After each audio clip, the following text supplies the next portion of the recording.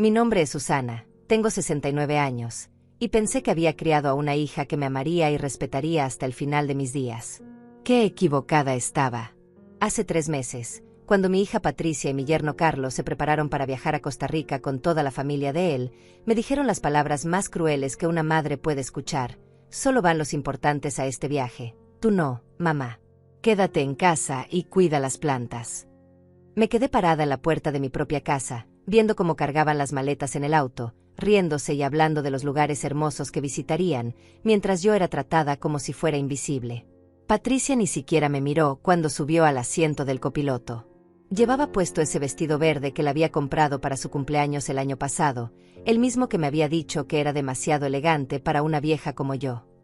Carlos cerró la cajuela con fuerza, haciendo un ruido que resonó como una bofetada en mi corazón.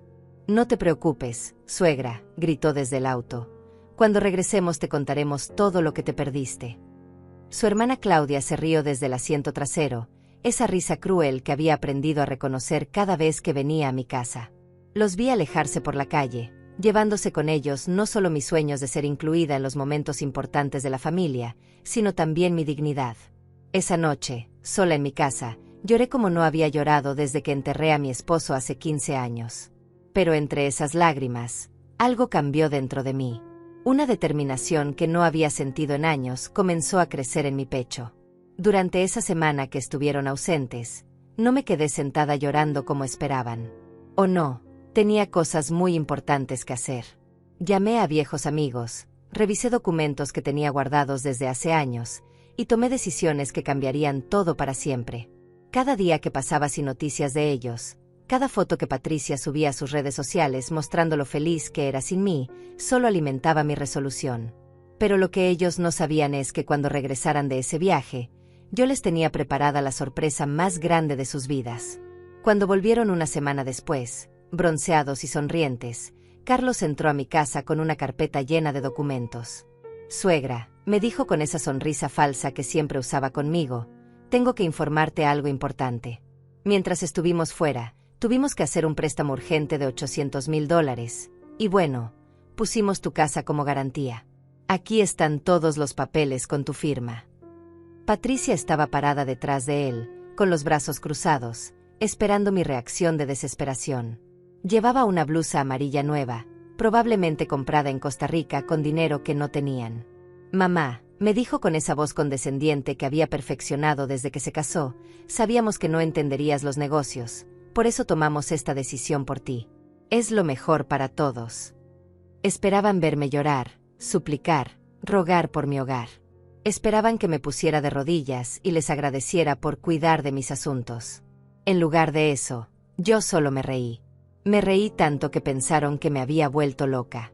«¿Te parece gracioso perder tu casa, mamá?», preguntó Patricia con esa crueldad helada que había desarrollado. Entonces fui a mi habitación y regresé con una pequeña carpeta roja que había estado esperando este momento durante años. «Carlos», le dije mirándolo directamente a los ojos, «creo que tú y Patricia deberían ver esto antes de sentirse tan seguros de ustedes mismos». Cuando abrí esa carpeta y les mostré lo que había adentro, cuando vieron esos documentos que había guardado cuidadosamente, sus rostros se transformaron en máscaras de horror absoluto. Patricia se tambaleó hacia atrás como si hubiera recibido un golpe físico, y Carlos se puso pálido como un fantasma. Si alguna vez has sentido que tu propia familia te trata como si fueras un estorbo, si has vivido la traición de las personas que más amas, si has sido excluida de los momentos más importantes por quienes juraron amarte, entonces entenderás perfectamente por qué hice lo que hice. Porque a veces, la única forma de que te respeten es mostrándoles exactamente quién eres en realidad. Para entender cómo llegué a este momento de mi vida, debo contarte sobre la mujer que me enseñó el verdadero significado del amor incondicional. Mi madre, Elena. Ella murió cuando yo tenía 45 años, pero cada día de mi vida he tratado de honrar los valores que me inculcó. «Susana», me decía siempre, «una madre verdadera ama sin condiciones, pero eso no significa que deba permitir que la pisoteen». ¿Qué sabías? Fueron esas palabras que en aquel momento no comprendí completamente. Cuando Patricia era pequeña, yo trabajaba 12 horas diarias en una fábrica textil para poder darle todo lo que necesitaba. Su padre había muerto en un accidente cuando ella tenía apenas 8 años, y desde ese momento, mi mundo giró completamente alrededor de ella. Cada peso que ganaba, cada hora extra que trabajaba, cada sacrificio que hacía, todo era para que mi hija tuviera las oportunidades que yo nunca tuve. Recuerdo vívidamente cuando Patricia tenía 15 años y todas sus compañeras de clase iban a una excursión a la playa. El viaje costaba $300, dinero que no teníamos. Trabajé turnos dobles durante un mes, vendí mis pocos ahorros en joyas que había heredado de mi madre y hasta pedí dinero prestado para que ella pudiera ir. Gracias, mami, me había dicho entonces, abrazándome fuerte, eres la mejor madre del mundo. Esas palabras me dieron fuerzas para seguir adelante durante años. Patricia siempre fue diferente a mí. Mientras yo valoraba la sencillez, la honestidad y el trabajo duro, ella desde adolescente mostró una fascinación por las cosas materiales que me preocupaba. A los 16 años, ya no quería que la vieran conmigo en público porque, según ella, mis amigas van a pensar que somos pobres. Me dolió, pero pensé que era una fase normal de la adolescencia. Cuando cumplió 20 años, le pagué sus estudios universitarios trabajando en 2 empleos. Por las mañanas seguía en la fábrica, y por las noches limpiaba oficinas. Llegaba a casa a las 2 de la madrugada, con las manos agrietadas y la espalda destrozada, pero feliz porque mi hija iba a tener un título universitario. Cuando me gradúe y consiga un buen trabajo, me prometía, te voy a devolver todo lo que has hecho por mí, mami. Pero cuando Patricia se graduó como administradora, las cosas comenzaron a cambiar sutilmente.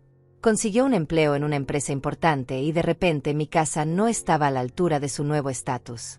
Mi ropa era anticuada, mi forma de hablar era embarazosa, y mis amigas del barrio eran gente sin educación. Cada comentario era como una pequeña puñalada, pero yo los justificaba pensando que era natural que quisiera progresar en la vida. Fue en esa época cuando conoció a Carlos en una fiesta de la empresa. Él venía de una familia de clase media, con padres que tenían un pequeño negocio de importaciones. Desde el primer día que lo trajo a casa, pude ver en sus ojos cómo evaluaba cada rincón de mi hogar, calculando, juzgando. Su casa es acogedora, había dicho con esa sonrisa falsa que aprendí a detestar. Carlos tenía 26 años entonces, 2 años mayor que Patricia. Era guapo, eso no lo podía negar, alto, con cabello negro siempre perfectamente peinado y esa manera de vestirse que gritaba dinero. Pero había algo en él que me inquietaba desde el principio. La forma en que hablaba sobre las personas exitosas y las fracasadas, como si la humanidad se dividiera simplemente en esas 2 categorías. Señora Susana, me decía siempre con esa cortesía exagerada, usted ha criado a una hija excepcional. Patricia merece lo mejor de la vida, y yo me voy a encargar de dárselo. En ese momento pensé que era romántico. Ahora entiendo que era una declaración de intenciones. Él iba a salvar a Patricia de su vida conmigo.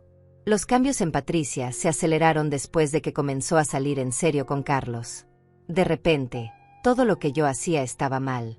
Mi comida era muy sencilla comparada con los restaurantes elegantes donde la llevaba. Mi casa necesitaba modernizarse porque sus amigos no podían visitarnos en un lugar así. Incluso mi forma de expresar cariño se volvió demasiado efusiva para su nuevo estilo de vida sofisticado. Durante el noviazgo, Carlos siempre fue educado conmigo, pero pude notar cómo gradualmente comenzó a influenciar las decisiones de Patricia. ¿No crees que sería mejor si tu mamá tomara algunas clases de etiqueta antes de nuestra boda?, le sugirió una vez, pensando que yo no podía escucharlo. Es que mis padres y mis amigos van a estar allí, y bueno, ya sabes. El día de su boda, hace 5 años, yo gasté los últimos ahorros que me quedaban para comprarme un vestido rosa elegante. Quería verme hermosa para el día más importante de mi hija. Pero cuando llegué al salón, Claudia, la hermana de Carlos, me miró de arriba abajo y le susurró algo al oído a Patricia. Mi hija se acercó a mí con una sonrisa tensa. Mami, ¿no tienes algo más discreto? Es que el rosa es muy llamativo para una mujer de tu edad. Esa noche, sola en mi casa después de la celebración, lloré amargamente. Pero no era solo tristeza lo que sentía, era la primera vez que comencé a entender que había perdido a mi hija. No a la muerte o a la distancia, sino a la ambición y a la vergüenza. Patricia se había avergonzado tanto de sus orígenes que estaba dispuesta a borrarme de su nueva vida.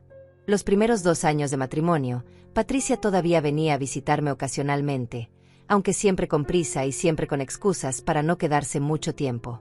Tengo que irme, mami, Carlos me está esperando, Era su frase favorita. Pero al menos venía, al menos podía abrazarla y fingir por unos minutos que seguía siendo mi niña. Pero después llegó la influencia completa de la familia de Carlos. Sus padres, Luis y Olivia, eran personas que medían todo en términos de dinero y estatus social. Su hermana Claudia, 2 años menor que Carlos, era una mujer amargada que nunca se había casado y parecía encontrar placer en sembrar discordia en las relaciones de otros. Entre los tres, convencieron a Patricia de que yo era un obstáculo para su ascensión social. Las familias exitosas no cargan con el pasado. Escuché que Olivia le decía a Patricia un día que fueron a almorzar cerca de mi casa: tienes que decidir si quieres ser parte de nuestro mundo o seguir atada a... Bueno, ya sabes. No mencionó mi nombre, pero el mensaje fue claro. Así fue como gradualmente, visita tras visita cancelada, llamada tras llamada no devuelta, celebración tras celebración a la que no fui invitada, mi hija se alejó de mí. Y yo, como la tonta enamorada de su propio hijo que era, seguía esperando, seguía perdonando, seguía creyendo que algún día la Patricia que había criado regresaría a mí. Pero mi madre Elena no me había criado para ser una víctima. Me había enseñado a ser fuerte, a valorarme a mí misma, y sobre todo, a nunca permitir que nadie me faltara al respeto, ni siquiera mi propia hija. Esas lecciones estaban a punto de convertirse en las armas más poderosas que tendría en la batalla que se avecinaba. Los primeros signos de exclusión comenzaron de manera tan sutil que casi pude convencerme de que los estaba imaginando. Hace 3 años, Patricia dejó de invitarme a las cenas dominicales que solíamos compartir religiosamente desde que se casó. «Ay, mami, es que Carlos tiene mucho trabajo los domingos ahora», me decía por teléfono, pero yo podía escuchar música y risas de fondo. «Mejor nos vemos otro día, ¿sí?» Ese otro día nunca llegaba. La primera Navidad que no pasé con ellos fue devastadora. Patricia me llamó el 23 de diciembre, casi como si fuera una obligación que había estado posponiendo. «Mami, este año vamos a celebrar con la familia de Carlos. Ya sabes cómo son las tradiciones familiares, cada quien con los suyos». Cuando le pregunté si podía acompañarlos aunque fuera por unas horas, hubo un silencio largo e incómodo antes de que respondiera: «Es que Olivia ya organizó todo para un número específico de personas. No quiero crear problemas». Pasé esa Navidad sola, mirando las fotografías que Patricia subió a sus redes sociales. Ahí estaba ella, radiante en un vestido dorado, rodeada de la familia de Carlos, brindando con champaña cara, riéndose de chistes que yo nunca escucharía. En ninguna de las 23 fotos que publicó esa noche aparecía una silla vacía donde yo debería haber estado. Pero el dolor real comenzó cuando me enteré, por casualidad, de cosas importantes de la vida de mi hija a través de terceros. La señora Mercedes, mi vecina, fue quien me contó que Patricia había sido promovida en su trabajo. «Qué orgullo debe sentir, Susana. Vi la noticia en el periódico local. Tu hija es la nueva gerente regional». Yo no sabía nada. Mi propia hija no había considerado importante compartir su éxito conmigo. Cuando la llamé para felicitarla, su respuesta fue fría como el hielo. «Ah, sí, gracias mami. Es que he estado muy ocupada con la transición. Carlos dice que es mejor no distraerse con visitas familiares durante esta etapa tan importante». Siempre era Carlos. Siempre había una excusa que llevaba su nombre. Las cosas empeoraron cuando comenzaron los olvidos deliberados. El cumpleaños número 67 lo pasé esperando una llamada que nunca llegó. 3 días después, Patricia me llamó como si nada hubiera pasado. «Ay, mami, se me pasó completamente tu cumpleaños con todo el estrés del trabajo. Pero ya sabes que te quiero mucho, ¿verdad?». No hubo regalo, no hubo visita, no hubo siquiera una disculpa sincera. Claudia se había convertido en la confidente principal de Patricia, y yo podía sentir su influencia venenosa en cada conversación. «Tu suegra parece una mujer muy intensa», escuché que le decía a Patricia un día que pasé por casualidad cerca del restaurante donde estaban almorzando. Carlos y yo crecimos entendiendo que hay límites sanos entre las generaciones. Tal vez sería bueno que Patricia aprendiera a establecer esos límites también. Los límites comenzaron a aparecer en todos lados. Ya no podía llamar a Patricia después de las 8 de la noche porque interrumpía su tiempo en pareja. No podía visitarla sin avisar con al menos una semana de anticipación porque necesitaban planificar su agenda social. No podía preguntarle sobre sus planes porque se sentía presionada por mis expectativas. Pero lo que más me dolió fue descubrir que habían creado un grupo de chat familiar del cual yo estaba excluida. Me enteré durante una visita casual cuando el teléfono de Patricia sonó y vi brevemente la pantalla. Familia Real era el nombre del grupo, y había mensajes de Carlos, Claudia, Luis y Olivia. Todos los miembros importantes de la familia, excepto yo. ¿Qué es eso de familia real?, le pregunté tratando de sonar casual. Patricia se puso nerviosa inmediatamente. Ah, es solo un chat donde coordinamos cosas logísticas, mami. Cosas aburridas de adultos que no te interesarían. Como si yo fuera una niña incapaz de entender las cosas de adultos. Un día, revisando mi buzón de correo, encontré una invitación que había sido enviada por error a mi dirección. Era para una fiesta de aniversario de bodas de Luis y Olivia, los padres de Carlos. Una celebración elegante en un hotel de 5 estrellas, con dress code y todo. La fecha era para el siguiente sábado, y obviamente, yo no estaba invitada intencionalmente. Cuando confronté a Patricia sobre esto, su reacción fue defensiva e hiriente. Mami, es una fiesta muy formal. No es tu tipo de ambiente. Pensamos que te sentirías incómoda. Y no era mi decisión decidir si me sentiría incómoda o no, le pregunté. Su respuesta me partió el corazón. Algunas veces los padres tienen que tomar decisiones por el bien de todos, incluyendo el de sus hijos adultos. Yo había dejado de ser su madre para convertirme en su hija. El punto de quiebre llegó cuando me enteré de que Patricia y Carlos habían comprado una casa nueva, una mansión en el barrio más exclusivo de la ciudad, y llevaban 3 meses viviendo ahí sin decírmelo. La señora Mercedes, siempre bien informada, fue quien me lo contó. ¿Qué casa tan hermosa se compraron? La vi en una revista de decoración. Debe haber costado al menos $500,000. Cuando llamé a Patricia para preguntarle por qué no me había contado, su respuesta fue la gota que derramó el vaso. Ay mami, es que sabíamos que te ibas a preocupar por el dinero, o que ibas a querer opinar sobre la decoración, o que ibas a insistir en venir a ayudar con la mudanza. Quisimos ahorrarte todo ese estrés. Ahorrarme el estrés de participar en uno de los momentos más importantes de la vida de mi hija.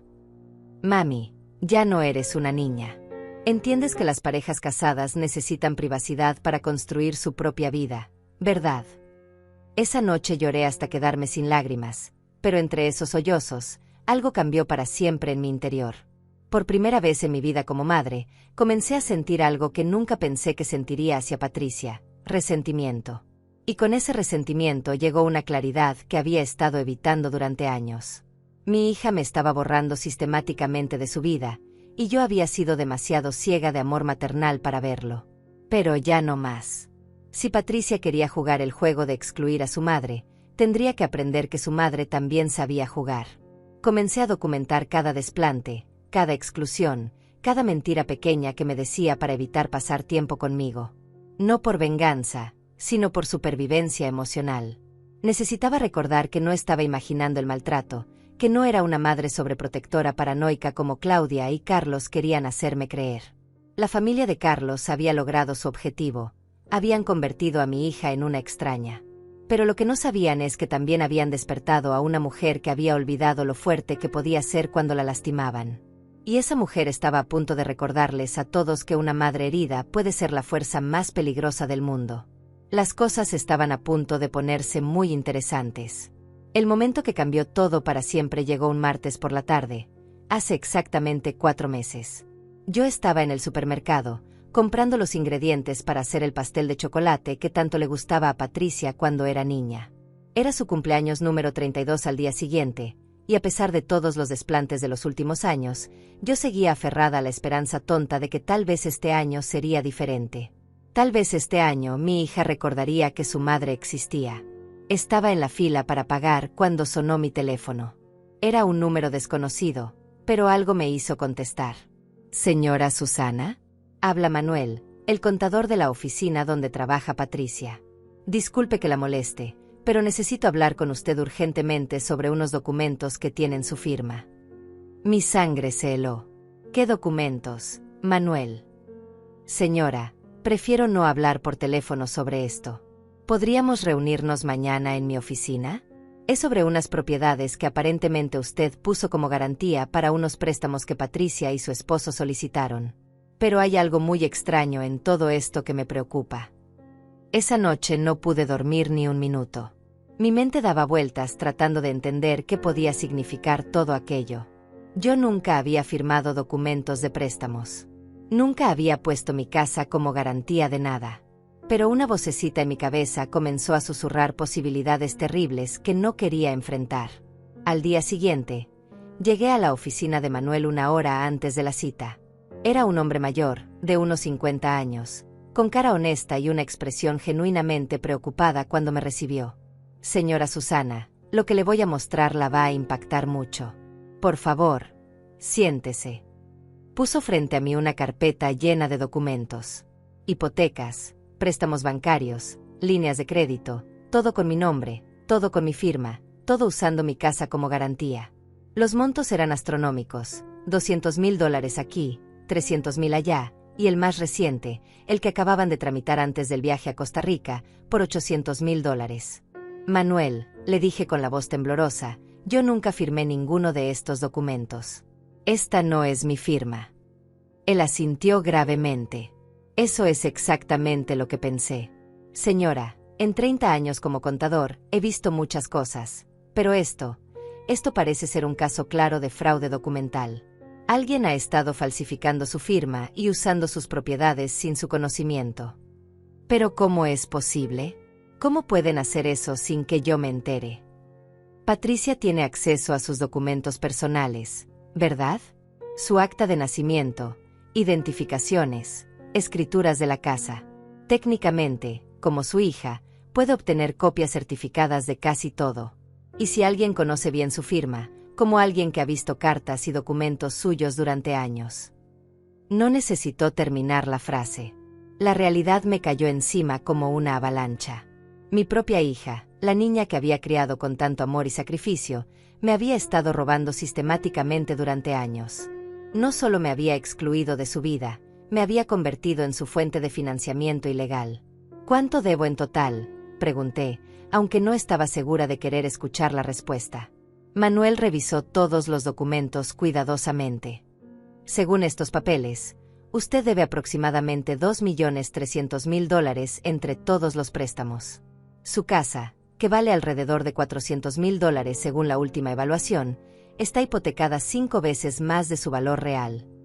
$2,300,000. La cifra era tan absurda que casi me hizo reír. Yo, que trabajaba toda mi vida por salarios mínimos, que había ahorrado peso por peso para darle estudios a mi hija, ahora supuestamente debía más dinero del que podría ganar en 10 vidas. ¿Y qué pasa si no puedo pagar?, pregunté, aunque ya conocía la respuesta.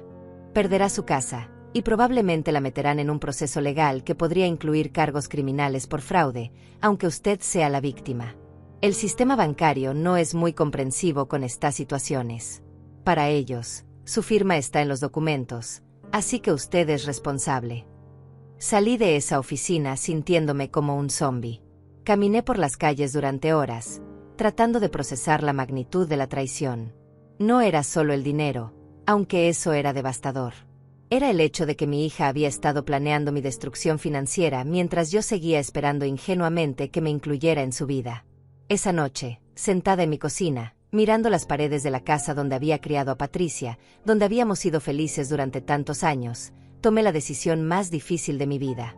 Llamé a José, un abogado que había conocido a través de mi trabajo y en quien confiaba completamente. José, necesito tu ayuda. Creo que mi hija me está estafando, y necesito saber exactamente qué puedo hacer al respecto. Durante las siguientes 2 semanas, mientras Patricia y Carlos disfrutaban de su viaje a Costa Rica subiendo fotos de playas paradisíacas y restaurantes elegantes, José y yo trabajamos incansablemente documentando cada aspecto del fraude. Contrató a un experto en grafología que confirmó que todas las firmas en los documentos eran falsificaciones bastante sofisticadas, pero definitivamente no mías. Más importante aún, José descubrió algo que ni Patricia ni Carlos sabían: mi casa no era mi único patrimonio. Cuando murió mi esposo, había heredado algunas acciones de una pequeña empresa que él había ayudado a fundar décadas atrás. Esa empresa había crecido enormemente en los últimos años, y esas acciones ahora valían casi $3 millones. Patricia no sabía de su existencia porque estaban en una cuenta fiduciaria que mi esposo había establecido con instrucciones muy específicas. Susana, me dijo José con una sonrisa que no había visto en su rostro desde que comenzamos a trabajar juntos. Creo que tienes más cartas en esta partida de las que tu hija imagina. También descubrimos algo más. Carlos había estado usando el dinero de los préstamos fraudulentos no solo para comprar su casa nueva, sino también para invertir en el negocio familiar de importaciones de sus padres. Todo estaba conectado. No era solo Patricia la que me había traicionado, era toda la familia de Carlos la que había orquestado mi ruina financiera. Pero lo que más me dolió descubrir fue una serie de mensajes de texto entre Patricia y Claudia que José logró obtener a través de sus contactos legales. En esos mensajes, que databan de hace casi 2 años, podía leer con mis propios ojos cómo habían planeado todo.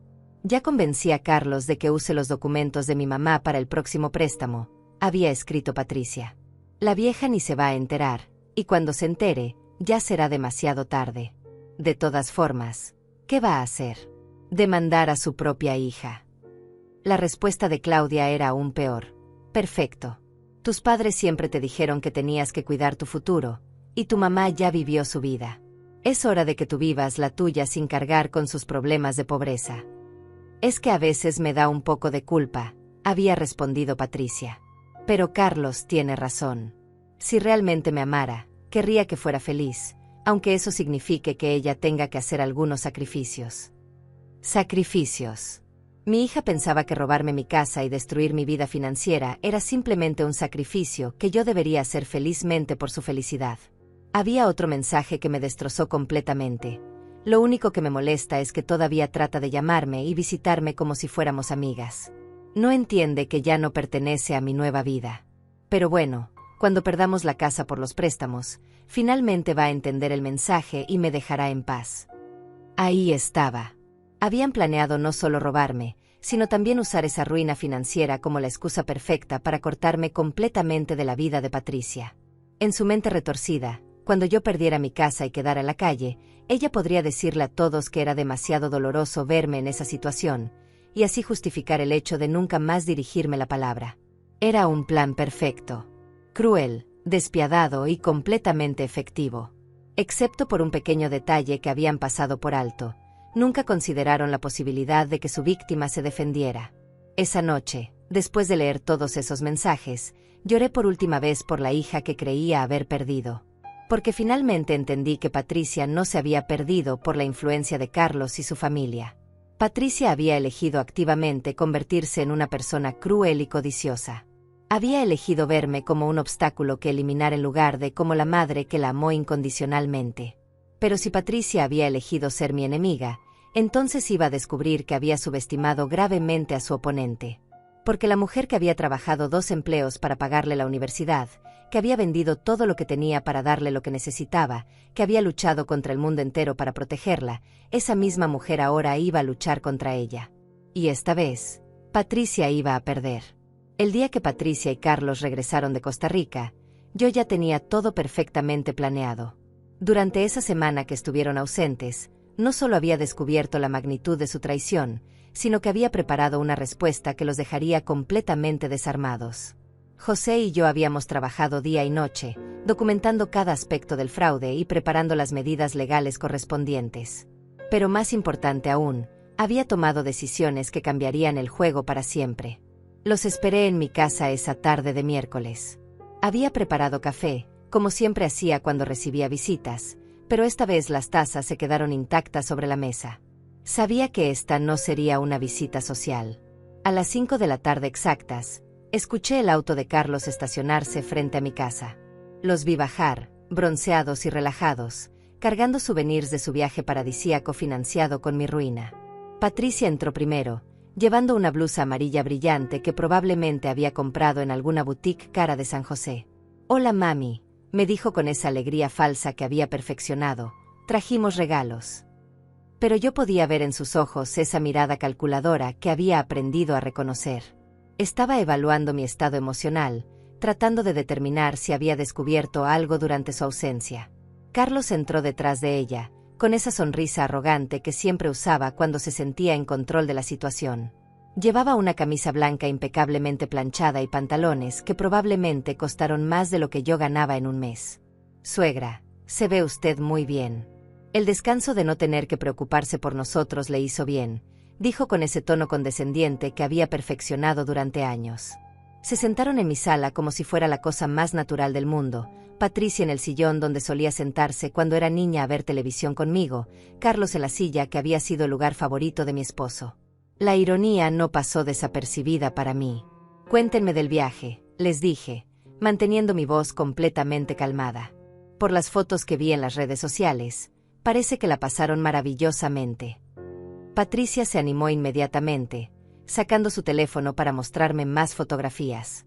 ¡Ay, mami! Fue increíble. Nos hospedamos en el hotel más lujoso de Manuel Antonio, con vista al mar. La suite costaba $800 la noche, pero valía cada centavo. Se detuvo un momento, como si recordara con quién estaba hablando. Bueno, Carlos dice que cuando uno trabaja duro, se merece darse gustos de vez en cuando. ¿Y la familia de Carlos también se dio esos gustos?, pregunté casualmente. Por supuesto. Luis y Olivia nunca habían viajado a Costa Rica, y Claudia estaba encantada con los spas del hotel. Fuimos a restaurantes increíbles, hicimos tours privados, compramos artesanías hermosas. Patricia siguió hablando durante 10 minutos sobre cada detalle lujoso de su viaje, inconsciente de que cada palabra que salía de su boca era como una puñalada para la mujer que supuestamente amaba. Finalmente, Carlos interrumpió su relato.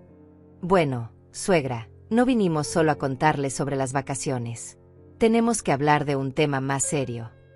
Su tono cambió completamente, adoptando esa seriedad falsa que usaba cuando quería parecer importante. Durante nuestro viaje, surgió una oportunidad de negocio increíble que no podíamos dejar pasar. ¿Qué tipo de oportunidad?, pregunté, aunque ya sabía exactamente hacia dónde se dirigía la conversación. Una inversión en una cadena de resorts que están expandiéndose por toda Centroamérica, respondió Carlos, sacando su carpeta llena de documentos fraudulentos. Es una oportunidad única, pero necesitábamos capital rápido para no perderla. Así que tuvimos que tomar algunas decisiones importantes mientras estábamos allá. Patricia tomó mi mano con esa suavidad fingida que había desarrollado cuando quería manipularme. Mami, sabemos que no entiendes mucho de negocios, pero Carlos y yo pensamos que sería mejor manejar esto nosotros mismos, sin preocuparte con todos los detalles técnicos. ¿Qué detalles técnicos?, insistí, aunque mi corazón ya latía más rápido. Carlos abrió su carpeta con la ceremonia de alguien que está a punto de revelar algo importante. Bueno, suegra, para poder acceder al préstamo rápidamente, tuvimos que usar su casa como garantía. Ya sé que suena complicado, pero es solo un trámite temporal. Una vez que la inversión genere ganancias, pagaremos todo y su propiedad quedará libre otra vez. Me entregó los documentos como si me estuviera haciendo un favor enorme.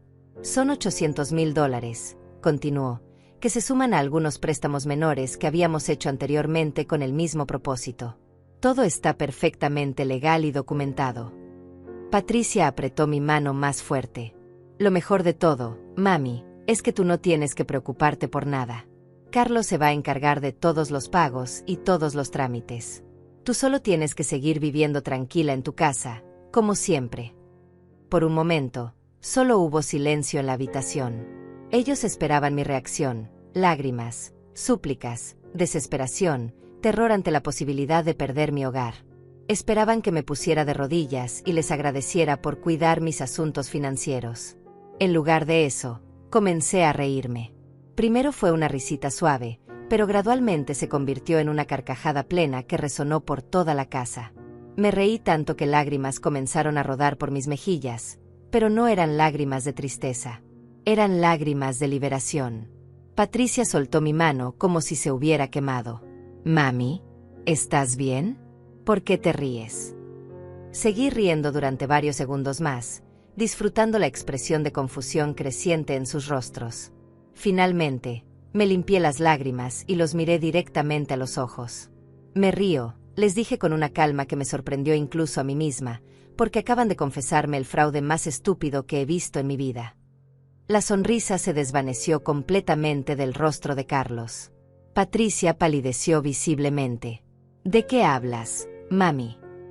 Hablo de que ustedes dos acaban de admitir, en mi propia casa, que han estado falsificando mi firma durante años para obtener préstamos ilegales usando mi propiedad. Me levanté del sofá y caminé hacia mi habitación. Pero antes de que entren en pánico completo, creo que hay algunas cosas que deberían saber. Regresé con mi carpeta roja, esa que había estado esperando este momento durante semanas. La puse sobre la mesa de centro, justo al lado de los documentos fraudulentos de Carlos. Primero, dije abriendo la carpeta, deberían saber que hace 3 semanas contraté a José Mendoza, uno de los mejores abogados criminalistas de la ciudad, especializado en fraudes financieros. Saqué una tarjeta de presentación y se la mostré. Él ya revisó todos los documentos que ustedes falsificaron, y un experto en grafología confirmó que ninguna de esas firmas es mía. Carlos trató de hablar, pero lo silencié con un gesto. Segundo, continué, sacando más papeles de la carpeta. Deberían saber que tengo copias de todos los mensajes de texto entre Patricia y Claudia donde planificaron exactamente cómo iban a robarme y arruinarme financieramente. Le mostré las transcripciones a Patricia, quien se quedó paralizada al reconocer sus propias palabras. ¿Cómo conseguiste eso?, susurró. Tercero, seguí, ignorando su pregunta, y esto es lo que realmente los va a sorprender. Deberían saber que durante los últimos 20 años, he sido la propietaria secreta del 40% de las acciones de Industrias Mendoza, la empresa que mi esposo ayudó a fundar cuando ustedes eran adolescentes. Saqué los documentos de la sociedad fiduciaria, con todos los sellos y firmas oficiales. Estas acciones ahora valen aproximadamente $3.200.000, lo que significa que no solo puedo pagar todos los préstamos fraudulentos que ustedes hicieron en mi nombre, sino que además me sobra dinero suficiente para demandarlos civilmente por daños y perjuicios. El silencio en la habitación era tan profundo que se podía escuchar el tic-tac del reloj de pared que había pertenecido a mi madre. Pero lo más importante de todo, continué, disfrutando cada segundo de sus expresiones de horror absoluto, es que ya tomé medidas para asegurarme de que ustedes nunca más puedan lastimarme. Saqué el último documento de mi carpeta, una orden judicial temporal que José había obtenido esa mañana. Esta orden prohíbe que cualquiera de ustedes se acerque a mí o a mi propiedad a menos de 100 metros. También congela todas las cuentas bancarias relacionadas con los préstamos fraudulentos y ordena una investigación completa de todos sus activos financieros. Los miré fijamente. En otras palabras, su hermosa casa nueva, sus autos lujosos, y probablemente las cuentas bancarias de toda la familia de Carlos están ahora bajo investigación criminal. Patricia finalmente encontró su voz, aunque salió como un chillido desesperado. Mami, no puedes hacer esto. Soy tu hija. Todo lo que hicimos fue por nuestro futuro. Por su futuro, repetí con incredulidad. Destruir a su propia madre era parte de construir su futuro. Carlos se puso de pie abruptamente, con una expresión de furia que nunca le había visto antes. Esto es ridículo. Usted no puede probar nada.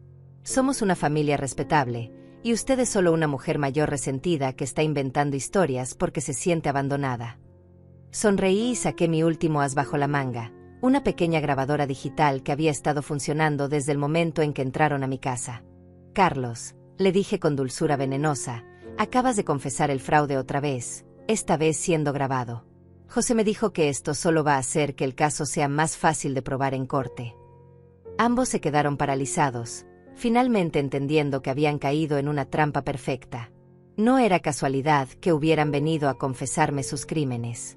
Yo los había estado esperando, preparada con todo lo que necesitaba para destruir el castillo de mentiras que habían construido sobre mis espaldas. La expresión en sus rostros era exactamente lo que había estado esperando durante meses. Horror, pánico y, por primera vez en años, respeto genuino por la mujer a la que habían subestimado tan gravemente. La guerra había comenzado oficialmente, y ellos acababan de darse cuenta de que habían elegido al enemigo equivocado. Lo que siguió después de mostrarles la grabadora fue como ver un castillo de naipes colapsar en cámara lenta. Carlos, que siempre había sido tan controlado y calculador, comenzó a tambalearse como si hubiera recibido un golpe físico.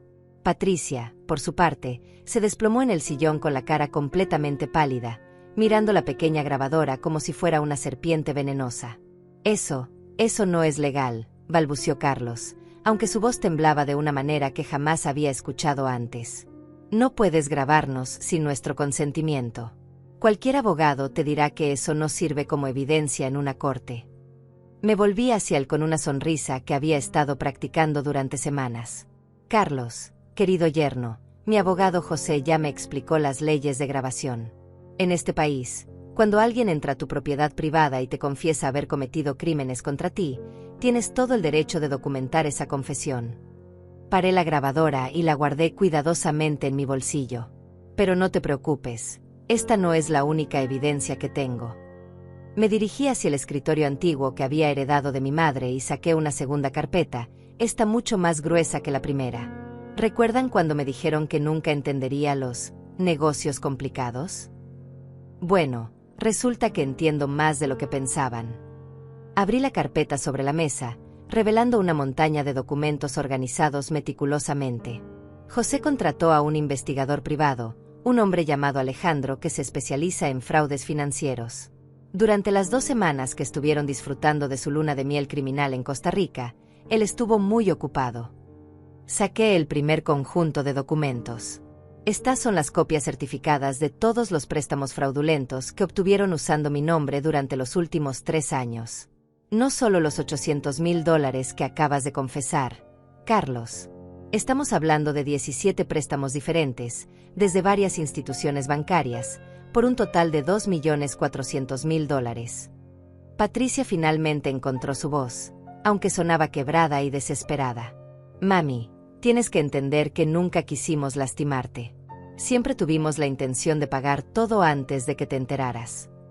Antes de que me enterara, la interrumpí con una risa amarga. Patricia, querida hija, tengo aquí los estados de cuenta que muestran exactamente en qué gastaron ese dinero. ¿Quieres que repasemos juntos cada transacción? Saqué una pila de extractos bancarios marcados con diferentes colores de resaltador.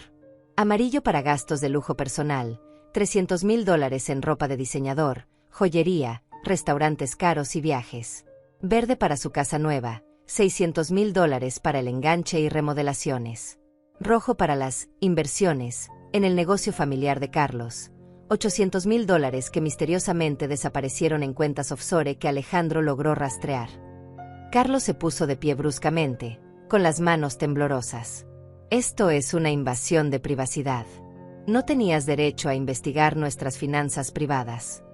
Finanzas privadas, repetí con incredulidad. Carlos, usaron mi nombre, mi crédito, mi casa como garantía. El momento en que decidieron convertirme en su víctima, perdieron cualquier derecho a la privacidad. Saqué otro documento. Además, cuando presentas documentos fraudulentos a instituciones bancarias usando la identidad de otra persona, esos documentos se convierten automáticamente en evidencia criminal de dominio público. Le mostré una hoja que lo hizo retroceder como si hubiera visto un fantasma. Era una comparación detallada de firmas, las firmas reales de documentos que yo había firmado a lo largo de los años, y las falsificaciones que ellos habían usado para los préstamos. La diferencia era obvia incluso para un ojo no entrenado. El experto en grafología que José contrató es el mismo que usa el FBI para casos de fraude documental. Continué. Su reporte de 23 páginas detalla exactamente cómo alguien con acceso regular a mis documentos personales pudo practicar y perfeccionar la imitación de mi firma durante meses, posiblemente años. Patricia comenzó a sollozar, pero ya no eran lágrimas de tristeza. Eran lágrimas de terror puro. Mami, por favor, tiene que haber una forma de arreglar esto sin involucrar a la policía. Somos familia. Las familias resuelven sus problemas en privado. ¿Familia? La miré con una expresión que la hizo encogerse. Patricia, ¿recuerdas este mensaje que le enviaste a Claudia hace 6 meses? Saqué una transcripción y comencé a leer con voz clara. La vieja estúpida todavía cree que la amo. Si supiera lo que realmente pienso de ella y de su vida patética, probablemente se moriría del shock. Pero es útil mantenerla contenta mientras necesitemos usar sus papeles. Patricia se puso roja de vergüenza y rabia. Esos mensajes eran privados. No tenías derecho a leerlos.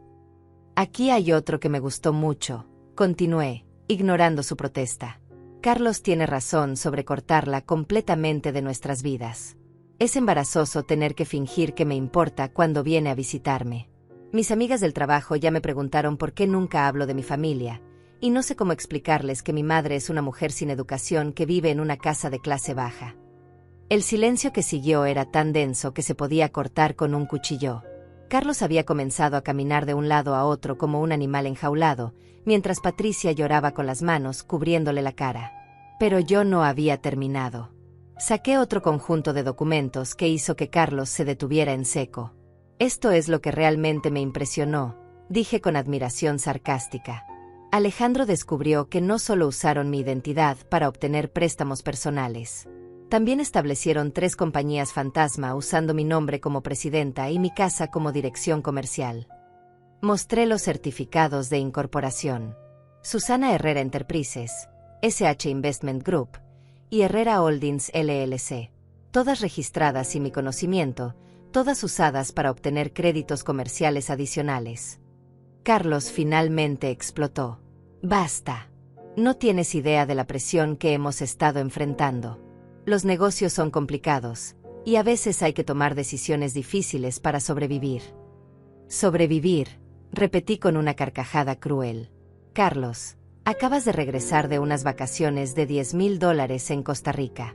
Patricia lleva puesto un reloj que cuesta más de lo que yo gano en 6 meses. Su casa tiene 3 autos de lujo estacionados en la entrada. No me hablen de supervivencia cuando han estado viviendo como millonarios con dinero robado. Saqué el último documento, el que había estado guardando para el final, una fotografía tomada por el investigador privado de Patricia y Carlos en un concesionario de autos de lujo en San José, comprando un Mercedes-Benz convertible rojo con dinero en efectivo. Esta foto fue tomada hace 4 días, les dije. El auto costó $65,000, pagados completamente en efectivo. ¿Pueden explicarme cómo 2 personas que supuestamente necesitaban robar a una anciana para sobrevivir, tenían $65,000 en efectivo para gastar en un capricho durante sus vacaciones? Patricia dejó de llorar y me miró con una expresión que nunca había visto antes. Odio puro y sin disimular. ¿Sabes qué, mamá? Tienes razón. Te odiamos. Te hemos odiado durante años. Eres una mujer amargada, pobre y patética que nunca entendió que algunas personas están destinadas a cosas mejores. Carlos me salvó de convertirme en otra fracasada como tú. Sus palabras me dolieron, pero también me liberaron de cualquier culpa residual que pudiera haber sentido por lo que estaba a punto de hacer. Gracias, Patricia, le dije con calma absoluta. Necesitaba escucharte decir eso para estar completamente segura de que estoy tomando las decisiones correctas. Me dirigí hacia el teléfono y marqué un número que tenía anotado en un papel. ¿Detective Vargas? Habla Susana Herrera. Los sospechosos están aquí en mi casa confesando los crímenes, exactamente como predijo. Sí, tengo todo grabado. Pueden venir a arrestarlos cuando quieran. Los rostros de Patricia y Carlos se transformaron en máscaras de horror absoluto cuando se dieron cuenta de que la policía ya sabía todo sobre sus crímenes y había estado esperando este momento para hacer los arrestos. Mami, no, susurró Patricia con voz quebrada. Por favor, no hagas esto. Soy tu hija. No, le respondí con una firmeza que me sorprendió. Mi hija murió hace años. La mujer que tengo frente a mí es una criminal que eligió destruir a la persona que más la amó en el mundo por dinero y estatus social. Afuera, comenzamos a escuchar las sirenas de la policía acercándose. Patricia y Carlos se miraron con pánico, finalmente entendiendo que no había escape de las consecuencias de sus acciones. Habían subestimado gravemente a la mujer a la que habían elegido como víctima. Y ahora iban a pagar el precio completo por esa arrogancia. Los 3 golpes en la puerta resonaron como martillazos en el silencio mortal de mi sala. Policía. Abran la puerta, por favor. Patricia y Carlos se miraron con el terror de 2 animales acorralados, pero ya era demasiado tarde para escapar.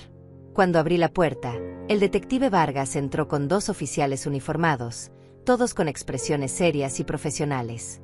Señora Herrera, me saludó el detective con un respeto que hacía años no sentía de nadie. ¿Son estas las personas que mencionó en su denuncia? Sí, detective. Patricia Herrera de Morales es mi hija, y Carlos Morales es su esposo. Acaban de confesar el fraude exactamente como usted predijo que lo harían. Lo que siguió fue como una escena de película. Patricia fue arrestada llorando histéricamente, gritando que todo era un malentendido, que yo era una madre resentida que había malinterpretado una ayuda financiera familiar. Carlos, por el contrario, se mantuvo en silencio, pero su mirada hacia mí era pura venganza. Mientras los oficiales los esposaban, Patricia me miró por última vez. Esto no va a quedar así, mamá, me dijo con una voz que helaba la sangre. Vas a arrepentirte de esto por el resto de tu vida. Somos tu única familia. Cuando estés muriendo sola en un hospital, recordarás este día. El detective Vargas la silenció suavemente. Señora, tiene derecho a permanecer callada, y le recomiendo que use ese derecho.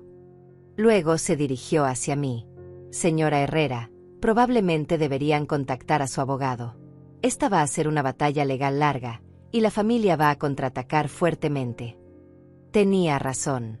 Durante las siguientes 48 horas, mi vida se convirtió en una pesadilla que ni en mis peores momentos había imaginado. Primero llegaron las llamadas amenazantes de Luis y Olivia, los padres de Carlos, acusándome de ser una víbora malagradecida que había destruido a su hijo inocente por pura maldad. Susana, me gritó Olivia por teléfono a las 6 de la mañana del día siguiente, ¿cómo te atreves a arrestar a tu propia hija? Carlos es un hombre de negocios respetado, y tú eres solo una mujer envidiosa que no puede soportar ver el éxito de otros.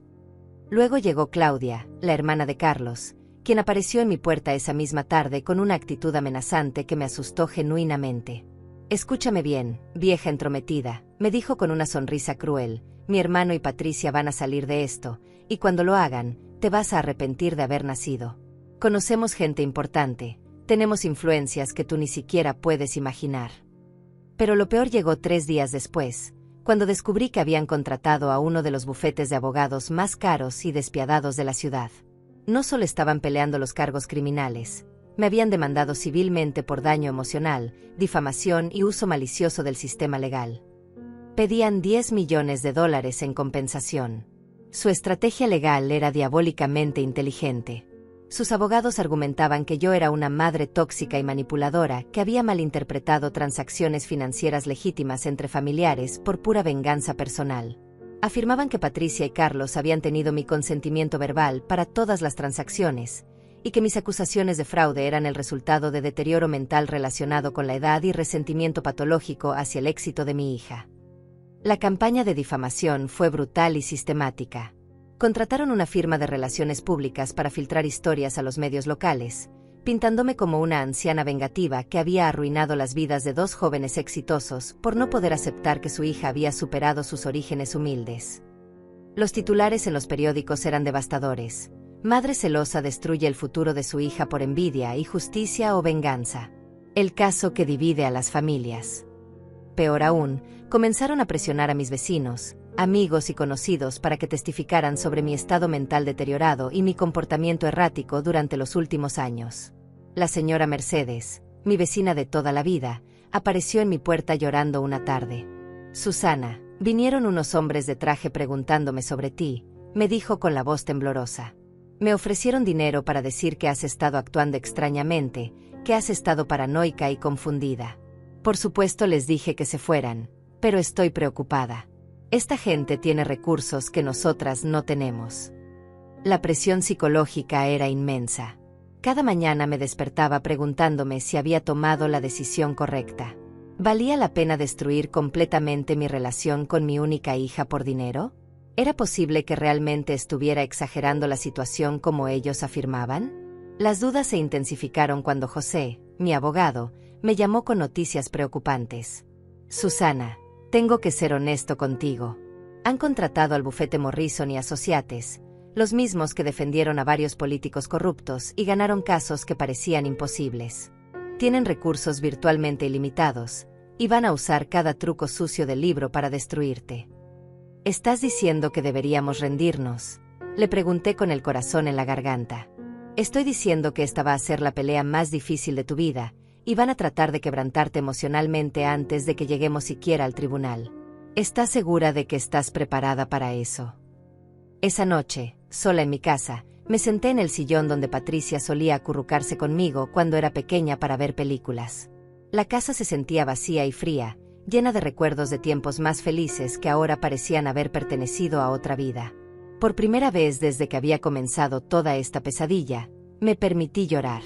Lloré por la hija que había perdido, por los años de amor y sacrificio que habían sido pagados con traición, por la soledad que se extendía frente a mí como un océano infinito. Por un momento, consideré llamar a José y decirle que quería retirar todos los cargos, que estaba dispuesta a perdonar y olvidar si Patricia simplemente regresaba a mi vida. Pero entonces, Como si el universo hubiera estado esperando ese momento de debilidad, encontré algo que cambió todo para siempre. Estaba limpiando el escritorio de mi habitación, organizando papeles viejos para distraerme de mis pensamientos oscuros, cuando encontré una carta que no había visto en años. Era una carta que mi madre Elena me había escrito poco antes de morir, que había quedado guardada entre las páginas de su diario. Mi querida Susana, decía la carta con esa caligrafía elegante que recordaba tan bien, si estás leyendo esto, significa que ya no estoy contigo para guiarte. Quiero que sepas que la mayor lección que puedo dejarte es esta: el amor verdadero nunca acepta el abuso como precio. Una madre que permite que la pisoteen no está demostrando amor, está enseñando a sus hijos que algunas personas no merecen respeto. Las lágrimas corrían por mis mejillas mientras continuaba leyendo. Habrá momentos en tu vida cuando tendrás que elegir entre mantener la paz y mantener tu dignidad. Cuando ese momento llegue, espero que tengas el valor de elegir la dignidad. Los hijos que realmente te aman nunca te pedirán que renuncies a ella. La carta continuaba. He visto demasiadas mujeres de mi generación que se convirtieron en esclavas emocionales de hijos ingratos, creyendo que eso era amor maternal. No lo es. El amor real incluye límites, consecuencias y, cuando es necesario, la valentía de decir no más, punto. Al final, había una línea que me partió el corazón y me dio fuerzas al mismo tiempo. Si algún día tienes que elegir entre ser respetada y ser querida, elige el respeto. El amor que requiere que renuncies a tu dignidad no es amor en absoluto. Guardé la carta contra mi pecho y por primera vez en semanas, sonreí. Mi madre había tenido razón entonces, y tenía razón ahora. Patricia no me había amado realmente durante años. Había estado usando mi amor como una herramienta para manipularme y robarme. El dolor que sentía no era por perder el amor de mi hija, sino por finalmente aceptar que ese amor se había perdido hace mucho tiempo. Esa noche llamé a José. Quiero que sepas que voy a pelear esto hasta el final, le dije con una determinación que no había sentido en años. No me importa cuánto dinero tengan, no me importa cuánto tiempo tome. Van a pagar por lo que hicieron, y van a aprender que subestimaron gravemente a la mujer equivocada. Al día siguiente, contraatacamos con una fuerza que los tomó completamente por sorpresa. José había estado preparando su propia investigación, y los resultados eran devastadores para Patricia y Carlos. Habían cometido muchos más crímenes de los que habíamos descubierto inicialmente, y ahora teníamos evidencia que convertiría su batalla legal de ofensiva en puramente defensiva. La guerra estaba lejos de terminar, pero por primera vez desde que había comenzado, me sentía como la ganadora inevitable. La contraofensiva que José había estado preparando se desató como un huracán sobre Patricia, Carlos y toda su familia de cómplices. Durante esas semanas de amenazas y difamación, José no había estado perdiendo el tiempo. Había estado construyendo un caso tan sólido que cuando finalmente lo presentamos, sus costosos abogados se quedaron sin argumentos válidos. Susana, me dijo José con una sonrisa que no había visto desde que comenzó esta pesadilla, espero que estés preparada para ver justicia real. Lo que hemos descubierto va mucho más allá del fraude original. Estamos hablando de una red criminal que incluye evasión fiscal, lavado de dinero y conspiración criminal que involucra a toda la familia Morales. El primer golpe llegó cuando Alejandro, nuestro investigador privado, presentó evidencia de que Luis y Olivia, los padres respetables de Carlos, habían estado usando las compañías fantasma creadas con mi identidad para ocultar ingresos no declarados de su negocio de importaciones. Habían evadido casi $500,000 en impuestos durante los últimos 3 años, usando mi nombre como fachada legal. Esto significa, explicó José durante nuestra reunión matutina, que cuando reportemos esto al Servicio de Impuestos Internos, toda la familia Morales va a estar bajo investigación federal. Sus cuentas bancarias, propiedades y negocios van a ser congelados inmediatamente mientras determinan la magnitud de la evasión fiscal. El segundo golpe fue aún más devastador. Alejandro había descubierto que Claudia, la hermana venenosa de Carlos, había estado usando su posición como gerente de recursos humanos en una empresa importante para falsificar documentos de empleo que Patricia y Carlos usaron para calificar para algunos de los préstamos más grandes. Claudia está ahora enfrentando cargos federales de fraude documental y conspiración, me informó José. Su empleador ya la despidió, y es probable que nunca pueda trabajar en recursos humanos otra vez. Además, la empresa la está demandando por daños a su reputación. Pero el golpe más satisfactorio llegó cuando descubrimos exactamente dónde había ido a parar todo el dinero robado. Carlos no había sido tan inteligente como pensaba, Había dejado un rastro digital completo de cada transacción lujosa, cada inversión estúpida y cada gasto frívolo. «Mira esto», me dijo José, mostrándome una carpeta llena de extractos bancarios y recibos. Gastaron $300.000 en un barco que nunca usaron y que ahora está deteriorándose en un marina.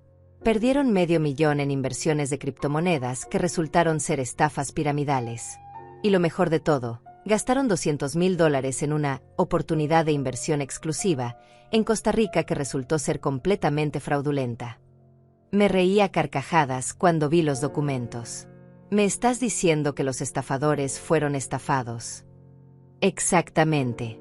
Y como usaron dinero obtenido ilegalmente para estas inversiones, no tienen recurso legal para recuperarlo. Básicamente, regalaron el dinero que te robaron a otros criminales. La ironía era deliciosa, pero José tenía noticias aún mejores. Debido a que todas estas transacciones fueron hechas con fondos obtenidos fraudulentamente usando tu identidad, tenemos derecho legal a recuperar no solo el dinero original, sino también daños punitivos por el uso ilegal de tu crédito e identidad. Durante las siguientes 2 semanas, José presentó demandas civiles contra Patricia, Carlos y toda la familia Morales. No solo por los $2.400.000 que habían robado originalmente, sino por daños adicionales que totalizaban casi $8 millones. Estamos demandando por daño emocional, destrucción de crédito, pérdida de tranquilidad, uso malicioso de identidad y daño a reputación, explicó José. Además, como usaron tu casa como garantía sin autorización, tenemos derecho a demandar por el valor completo de la propiedad como daño potencial. La respuesta de sus abogados costosos fue patética. Trataron de argumentar que todo había sido un malentendido familiar y que Patricia había creído genuinamente que tenía autorización para usar mi información financiera. Pero cuando José presentó las transcripciones completas de sus mensajes de texto, donde claramente conspiraron para defraudarme y expresaron odio hacia mí, esa defensa se desplomó completamente. El momento más satisfactorio llegó durante la audiencia preliminar, cuando el juez revisó toda la evidencia que habíamos presentado. Era una mujer mayor, la jueza Carmen Vázquez, conocida por su severidad con los crímenes financieros familiares.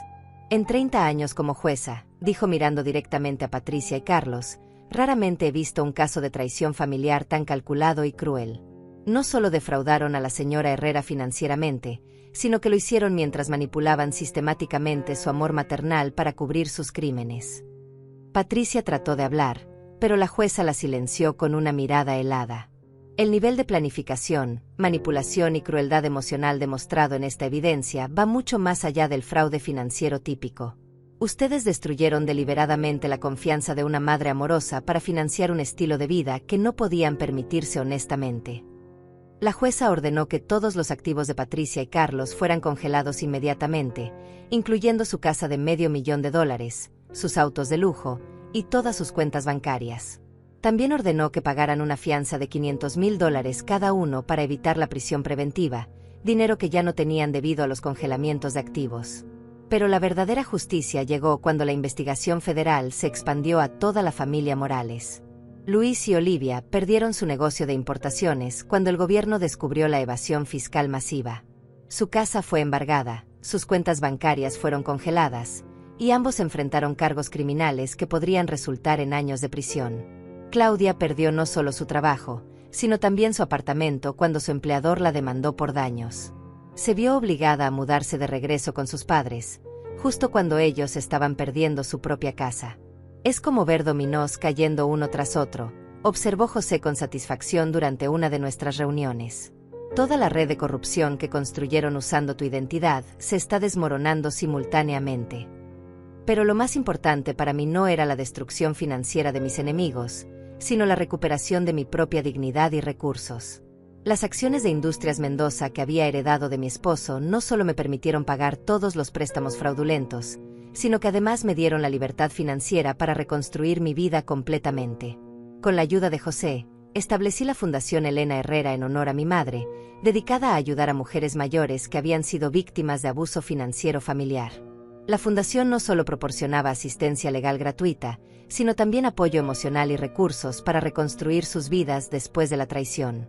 Esto es lo que mi madre habría querido, le dije a José mientras firmábamos los documentos de incorporación de la fundación. Convertir mi dolor en propósito, mi experiencia en ayuda para otras mujeres que han pasado por lo mismo. La primera beneficiaria de la fundación fue la señora Mercedes, mi vecina fiel, quien había estado luchando con problemas financieros después de que su propio hijo la estafara de manera similar, aunque en menor escala. Ver su rostro cuando le dijimos que podíamos ayudarla con asistencia legal gratuita y apoyo financiero me recordó por qué había valido la pena luchar. 6 meses después del arresto inicial, Patricia y Carlos se declararon culpables de múltiples cargos de fraude para evitar un juicio que habría resultado en sentencias de prisión mucho más largas. Patricia recibió 3 años de prisión y 5 años de libertad condicional. Carlos recibió 5 años de prisión debido a su papel principal en organizar el fraude. Sus padres Luis y Olivia recibieron 2 años de prisión cada uno por evasión fiscal y conspiración. Claudia recibió 1 año de prisión y 3 años de libertad condicional por su papel en la falsificación de documentos. Pero para mí, la verdadera justicia no estaba en verlos castigados, sino en haberme recuperado a mí misma. Por primera vez en años, me despertaba cada mañana sintiéndome fuerte, respetada y en control de mi propia vida. Había aprendido que el amor real nunca requiere que sacrifiques tu dignidad, y que una madre verdaderamente amorosa a veces tiene que enseñar las lecciones más difíciles de todas. La guerra había terminado, y contra todas las probabilidades, la anciana ingenua había ganado decisivamente.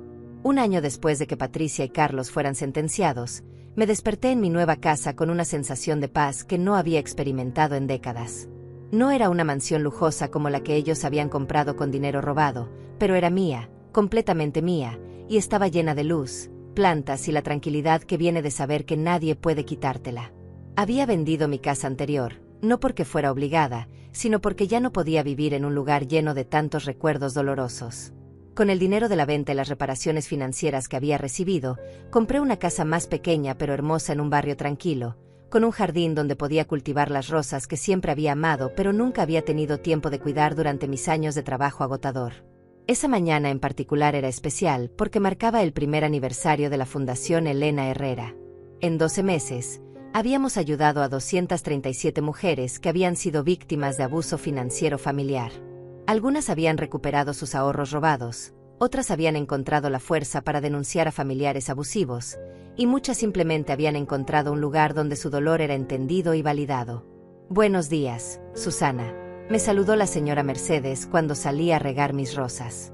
Ahora vivía en la casa de al lado, después de que la fundación la ayudara a recuperar los $30,000 que su hijo le había robado de su cuenta de ahorros. «¿Lista para el gran día?» «Más que lista», le respondí con una sonrisa genuina. «¿Puedes creer que hace 1 año estaba llorando sola en mi sala, sintiéndome como la mujer más traicionada del mundo? Y ahora mira todo lo que has logrado. Tu historia ha inspirado a tantas mujeres a defenderse. Eres una heroína, aunque no te guste que te diga eso». Era cierto que me incomodaba un poco cuando la gente me llamaba heroína. Yo no había hecho nada extraordinario, simplemente había defendido mi dignidad cuando ya no podía soportar más abusos. Pero había aprendido que a veces las acciones más ordinarias pueden tener impactos extraordinarios cuando se hacen con determinación y propósito correcto. Esa tarde, durante el evento de aniversario de la fundación, tuve la oportunidad de hablar con muchas de las mujeres a las que habíamos ayudado. Cada historia era diferente, pero todas compartían el mismo dolor fundamental, el shock devastador de descubrir que las personas que más amabas eran las que más te habían traicionado. «Señora Susana», me dijo una mujer llamada Verónica, de unos 50 años, «cuando mi hermana y mi cuñado vaciaron mi cuenta de retiro usando documentos falsificados, pensé que mi vida había terminado. Su historia me enseñó que a veces perder a la familia tóxica es la única forma de encontrarte a ti misma otra vez». Había otra mujer, Olivia, de 62 años, cuyo hijo había hipotecado secretamente su casa para financiar un negocio que quebró. Antes de conocer su fundación, me culpaba a mí misma todos los días. Pensaba que tal vez había sido una mala madre, que merecía ser castigada. «Usted me enseñó que el amor maternal no significa convertirse en un felpudo». Pero la conversación que más me conmovió fue con una joven de 30 años llamada Claudia, irónicamente, el mismo nombre que la hermana venenosa de Carlos. Esta Claudia había sido estafada por su propio padre, quien había usado su identidad para acumular deudas mientras ella trabajaba 2 empleos para pagar sus estudios de enfermería. «Señora Herrera», me dijo con lágrimas en los ojos, Cuando leí su historia en el periódico, me di cuenta de que no estaba loca por sentirme traicionada. Durante meses, mi padre me convenció de que yo era una hija desagradecida por exagerar el problema financiero. Su valentía me dio la fuerza para denunciarlo y recuperar mi vida. Estas conversaciones me recordaron por qué había valido la pena todo el dolor y la lucha. No era solo por la justicia personal, sino por demostrar a otras mujeres que merecían respeto, incluso especialmente de su propia familia. Durante el evento, José tomó el micrófono para hacer un anuncio especial.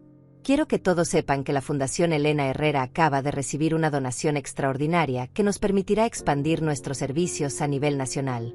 Una benefactora anónima ha donado $5 millones para asegurar que ninguna mujer tenga que enfrentar sola el abuso financiero familiar. La multitud aplaudió, pero yo sabía quién era esa benefactora anónima. Las acciones de Industrias Mendoza habían continuado creciendo en valor, y yo había decidido usar la mayor parte de esa fortuna inesperada para asegurar que la fundación pudiera ayudar a miles de mujeres más en los años venideros. Después del evento, mientras caminaba sola por mi jardín bajo las estrellas, reflexioné sobre el viaje extraordinario que había sido este último año. Había perdido a una hija, pero había encontrado un propósito que llenaba mi vida de significado. Había perdido la ilusión de una familia amorosa, pero había ganado una familia extendida de mujeres valientes que se apoyaban mutuamente. Mi teléfono sonó, interrumpiendo mis pensamientos. Era un número desconocido, pero algo me hizo contestar. Mamá. La voz era apenas un susurro, pero la reconocí inmediatamente. Era Patricia, llamando desde la prisión. Mi primera reacción fue colgar, pero algo me detuvo. ¿Qué quieres, Patricia? Solo quería decirte que he estado en terapia aquí en la prisión. Y creo que finalmente entiendo lo que te hice. No solo el dinero, mamá. Entiendo cómo te traicioné emocionalmente, cómo te descarté como si no valieras nada después de todo lo que sacrificaste por mí. Hubo una pausa larga antes de que continuara, con la voz quebrada por el llanto. No espero que me perdones. Sé que no me lo merezco. Pero quería que supieras que cada noche me acuesto pensando en todas las veces que te lastimé, todas las veces que elegí el dinero y el estatus sobre ti. Y me duele tanto que a veces no puedo respirar. Patricia, le dije con una voz más suave de la que había esperado, aprecio que me llames. Pero perdóname, va a ser un proceso muy largo, si es que alguna vez sucede. Lo que me hiciste no fue solo una equivocación, fue una traición planificada durante años. Lo sé, mamá. Lo sé. Solo quería que supieras que la mujer que te hizo eso ya no existe. La prisión me ha obligado a enfrentar quién me había convertido, y odio a esa persona tanto como tú la odias. Colgué el teléfono con sentimientos encontrados. Una parte pequeña de mi corazón se alegró de saber que Patricia finalmente entendía la magnitud de sus acciones. Pero otra parte, la parte más sabia, sabía que algunas heridas son demasiado profundas para sanar completamente, incluso con arrepentimiento genuino. Esa noche, mientras me preparaba para dormir, pensé en mi madre Elena y en la carta que había encontrado en mi momento más oscuro. Ella tenía razón, el amor real incluye límites, consecuencias, y la valentía de decir no más cuando es necesario. Me había tomado 69 años aprender esa lección completamente, pero la había aprendido de la manera más poderosa posible, viviéndola. Mientras apagaba las luces de mi casa, sentí una gratitud profunda por el camino que había tomado mi vida. Sí, había perdido a mi hija, pero había encontrado mi fuerza. Había perdido la ilusión de una familia perfecta, pero había construido un legado de justicia y empoderamiento que ayudaría a innumerables mujeres en el futuro. A las mujeres que puedan estar escuchando mi historia y reconociendo su propio dolor, quiero decirles esto: mereces respeto, incluso de tu propia familia. El amor que requiere que renuncies a tu dignidad no es amor verdadero. Y nunca, nunca es demasiado tarde para defenderte y reclamar tu valor. A veces, la mayor herencia que podemos recibir no es dinero o propiedades, sino la valentía de ser fieles a nosotras mismas, sin importar el costo. Y créanme, esa herencia vale más que todos los tesoros del mundo. Mi nombre es Susana, tengo 70 años, y finalmente aprendí que ser respetada es infinitamente mejor que ser usada, incluso cuando el abuso viene envuelto en palabras de amor. Esta es mi historia, y espero que les dé la fuerza para escribir la suya propia.